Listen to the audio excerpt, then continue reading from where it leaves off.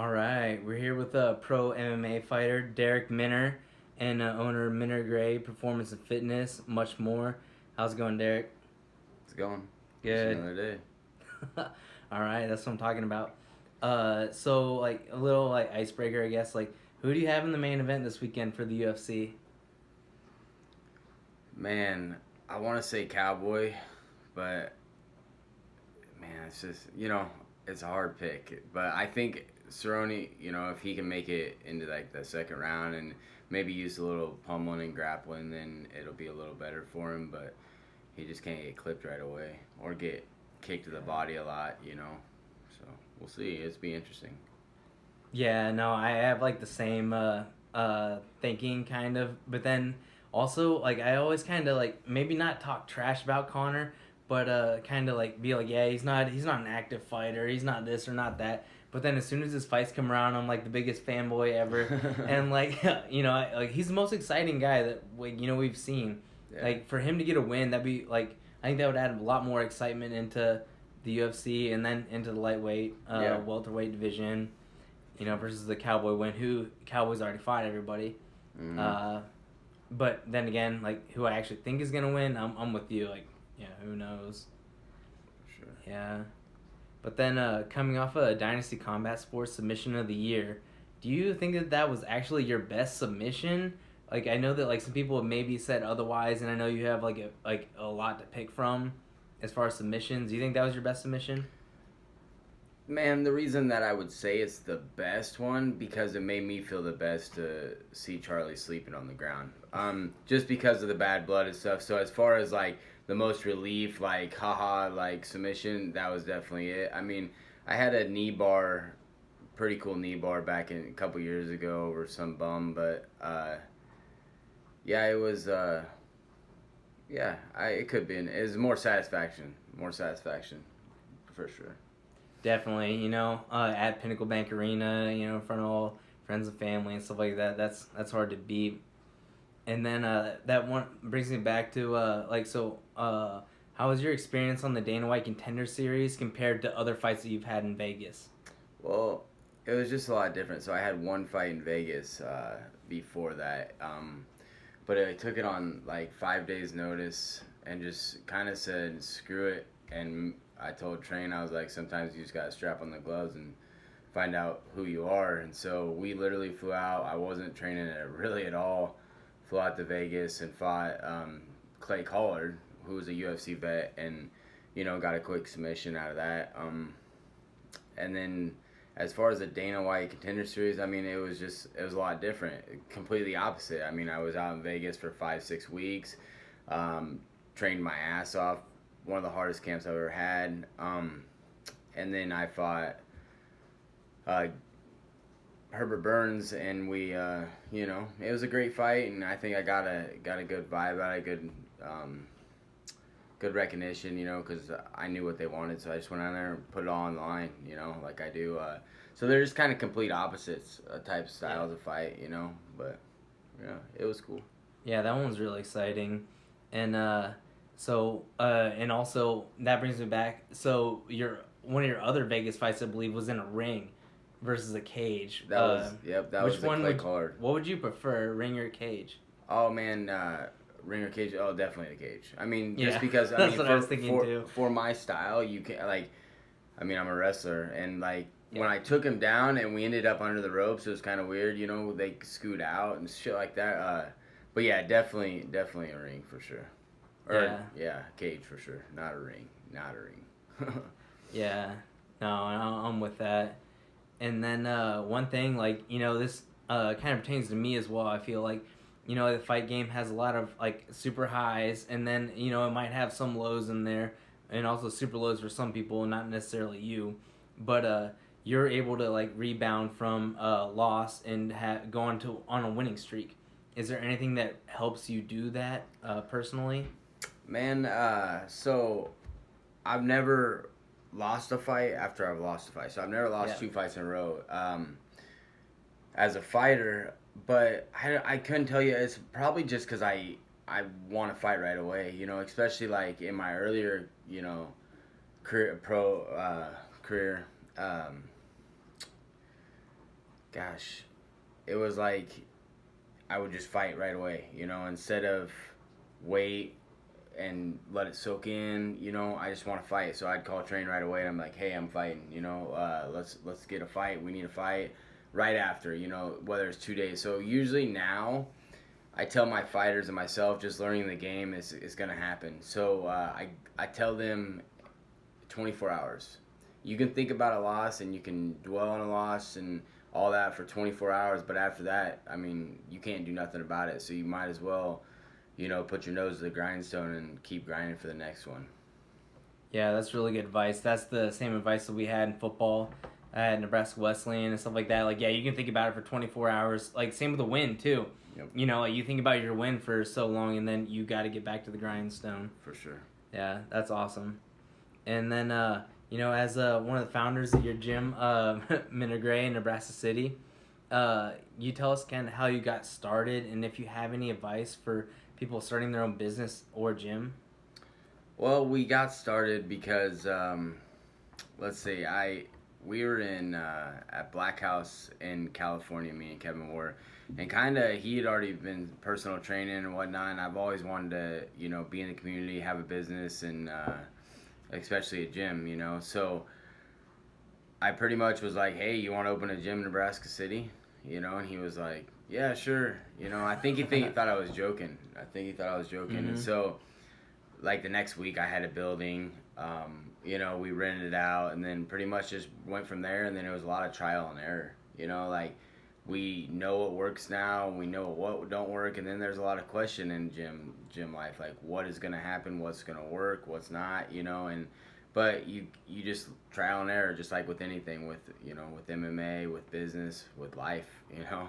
So yeah, starting your own business, as far as that, I would just tell, you know, you just gotta be patient. You guys gotta just do it and then be patient, because a lot of stuff's, you know, like I said, trial and error is a lot. Having a good partner probably helps as well. Yeah, right? For sure. I mean, and two motivated people, if you got two motivated people, it helps a lot. But if you, you know, if you got some that work, some that don't, you know, you just got to find the right person, because a lot of people go into business and then they fight and they, you know, business is shaky because of that reason. You know, you just got to have each other's back is pretty much it. Yeah, no, that's awesome. And then maybe some parts of your personality work to your advantage, and then some parts of, like, you know, Kevin's Yep. Oh, for sure. personality works to their advantage. And yeah, no, that's awesome. And so, like, what all classes and services do you all offer at Minogray? We do a lot of, like, boot camps, fitness, stuff like that, challenges with, you know, like your average soccer mom gym, trying to get people in just to work out, doing, you know, cardio classes, kickboxing classes. And then I have, you know, kids MMA, kids kickboxing, and then I have my fighters, beginners MMA, and then my guys that compete and stuff like that. So, and then we also have personal train, both me and Kevin personal train down there. And yeah, now we're on a venture. We actually just opened a second location in Blair, so we'll see how that works out. Oh, wow, yeah, I didn't know about that. That's cool. Yeah, we started classes like 2 weeks ago, so it's just another project to build, you know. So, well, that's awesome. And you know, I was talking to Brett before his last fight, and he told me that, like, he started fighting because of you. Yeah. And then, you know, Brady obviously has a high profile fight coming up here on February 22nd. So how does it, like, kind of feel to have, you know, both your brothers looking up to you and be involved in fighting pretty much because of you? Man, I think you know, it's awesome. It's awesome for me as a coach to be able to train guys and have success, let alone to be your brothers, you know. And it honestly, the best part about the whole deal with, like, both my brothers fighting is just, like, the brotherhood in it, the camaraderie between us. It makes us closer because, you know, if they weren't training, like, I probably wouldn't, you know, see them nearly as much, you know. Mm-hmm.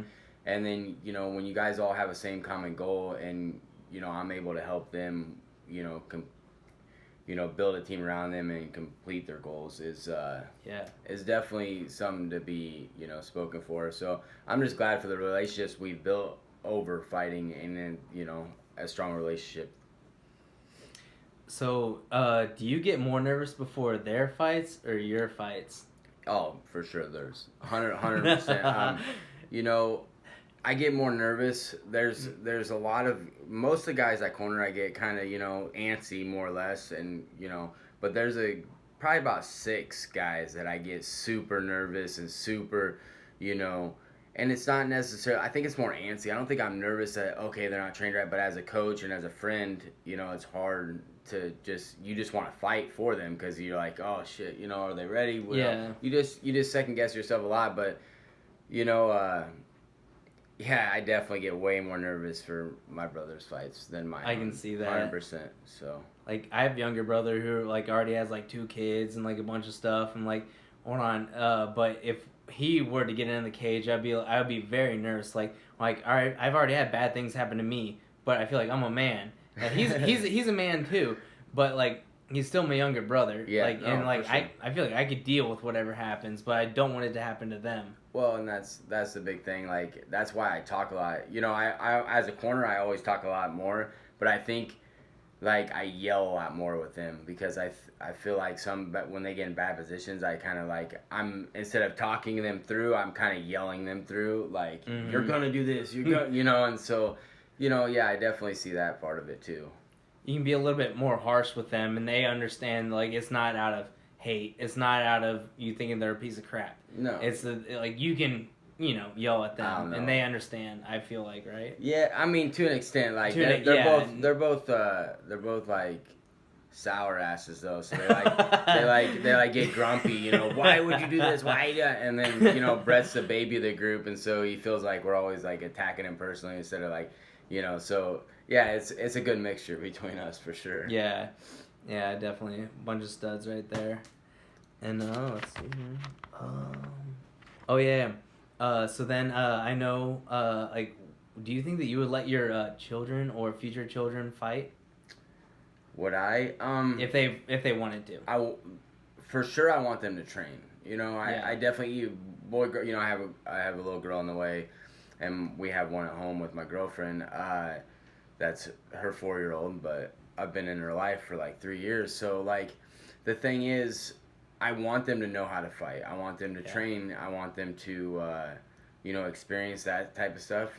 Whether it's for self-defense or whatever. But if they're good enough and I feel like they're ready, I mean, I'd be nervous as hell. But I'm sure that eventually, when they're 18, 19 years old, if they're good enough, then yeah, for sure.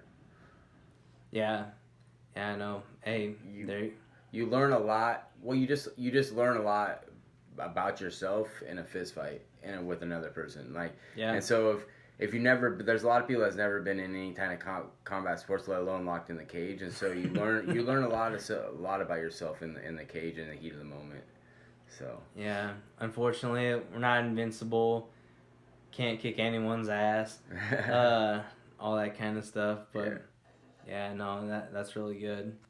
And then see, like, what are some of the craziest things that you've seen in the fight game? I know you've been in there for a while, for quite a minute. I mean, it depends what we're talking about, because the craziest stuff I've ever seen, I probably couldn't share with you to an extent, especially on here, because I've seen a lot of stuff over the last, I've been doing this 10 years, so it's just, you see a lot of stuff, but crazy moments, man.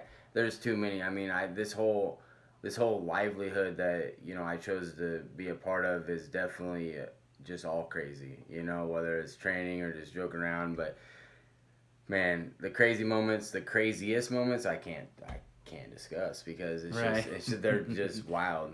Personal or like with other people too. You don't want to put them on blast. For sure. A lot of stuff you can't talk about. I mean, there's a lot of crazy stuff. I mean, if there are specifics, then maybe I could answer it, but the craziest is just... What about craziest, no names needed, craziest weight cut? Not only like the weight cut, or like maybe the method or something like that. The craziest method of a weight cut? Yeah, or like, just the craziest like thing you've seen somebody like try to do or succeed with doing. Man, I could tell you a lot of stories about myself that I've had to do or been forced to. Like, man, one time this sauna was in like a dungeon, you know, and I couldn't handle it. Like, my anxiety got to me, and I couldn't handle this little, like, it was dark, and Dakota's over there dying, and then, so I told the guy that was with me, I was like, hey, we gotta get out of here. Like, we gotta find some other way. Like, I'm not gonna be able to cut the weight. So we ended up going, and he ended up putting me on the golf cart of Train and Mike Kendall's golf cart, and I rode around on the golf course for however long in middle of August in South Dakota. And yeah, that was pretty brutal. I mean, we had a bunch of old guys, because I would like lay on the green while they were putting or whatever, and they would be like, is he okay? Like, does he need to go to the hospital? But yeah, I mean, stuff like that. I mean, we've tried. I mean, you do what you have to do to, you know, get the weight off. So yeah, there's definitely a lot of crazy ways of making weight. I mean, I've definitely passed out a few times and stuff like that, and I was cutting to 35 for a long time, and I shouldn't have been. So we definitely had to do a lot of different stuff to try to make weight, just because of how dramatic my weight cuts were. Yeah. So. Yeah, no, that's crazy. Yeah, that's what, like, I was talking with Henry and Train last night, and they were like, hold on, ask him about this. Like, no, don't ask him about that. But then, like, one thing that kept coming up that, you know, was appropriate or whatever was, like, the golf cart ride. And then the back nine or whatever. Like, were you like in a sweatsuit, full sweatsuit on the golf course? Full sweatsuit, 100-some degrees. They called him, and Train was like, you know, I think he was probably, you know, when you're down to those last 2 pounds, it's like you're kind of like a bitch. You know what I mean? Like, you got to have people in your corner for those last 2 pounds to help you get them off, because, you know, you need somebody to be like, get your ass over here, do this and do that, so you don't have to think about it. So I remember Train was like, well, fucking bring him to me then, you know, and so then we went out there, and I you know, sat on the golf cart, and yeah, it was crazy. Yeah, and as bad as it might be, you are still with your buddies. Yeah. And, like, you are outside, like, hey, you know, I'm on the golf course, so things could be worse. I know, like, they're drinking beer and having fun. Not at that point, man. It was still bad. At that point, I'm just a bitch, and I hate everybody, and so, like, they're not my friends at that point. So, like, for you to say that, like, no, they're my worst enemies at the point of the last 2 pounds, especially back then. Yeah, I would, you know, there was a lot of choice words. They would just usually have to pick me up and take me somewhere, because I'd be so dead, but I'd be like, you know, screw you, F you, you know, like, you know, so, yeah, them 35 days were crazy. Yeah, but, all right, so, like, so you did stop cutting to 35. Do you think that, were you still, like, successful most of the time, like, cutting to 35, or, like, do you feel, or, I mean, like, I feel like you were successful most of the time cutting to 35, but do you think that, you know, maybe hindered you during the fight? Yeah, man, a lot of times is when you cut that much weight, and that's probably why, like, my style's so fast and go, because, like, a lot of times is, like, it definitely affects you in the fight, especially in the second and third round. I remember one time cutting weight, and then I got super sick that night, and we put in IV bags, and I rejected them. I was up from 2 a.m. all the way up till the fight, just throwing up and doing all that. And I walked in when I left home, I was 138 pounds, so I'd only gained like a pound, because me and him both were at 137 when we weighed in. And so driving the whole way to Lincoln, it was RFA, whatever it was, 13 or something. We get over there, and like, they asked me right before the fight if I was gonna fight, and finally I was like, yeah, fine, because somebody had a pill that women take when they're having morning sickness, and that's what I took, and it actually worked. And so when we get over there, like, I was so dead, like, I warmed up. I remember Joe and Anthony, they were trying to get me to warm up, but I warmed up for like a minute, went out there, and so we were fighting, and then I remember we got in this big scramble, and then Joe Ellenberg was like, 2.5 minutes left. And so at that point, I looked at him. I was like, oh, shit. Like, I had nothing left in me. So I just swung for the fences, and I ended up clipping him. He got guillotined and ended up in an armbar within like 10 seconds of him saying that, or else I wouldn't have had the energy to finish the fight at all, for sure. And there was a lot of fights like that. So, yeah, it definitely affects you. Yeah, I mean, that's where heart and everything comes into play. Yeah, no, that's definitely important. Sure. So do you have anything coming up? Man, right now there's nothing on the table. we just fought December 6th. Hopefully I get something lined up at the end of February, early March, just to keep the ball rolling and hopefully get to one of the bigger leagues and showcase what I can do there. So. Obviously awesome showing in December there. And, I guess we'll keep them going. And we got Brady coming up in February. Yeah, I got that fight card in Syracuse is Brady, Brett, Niall. I got 7-8 guys on that card. So, yeah. So it'll be fun. Man, last time we were in Syracuse, that was fun too. Yeah, that was a great time. You guys took care of me. Everybody dished me out, but Clint was hauling those chairs pretty quick.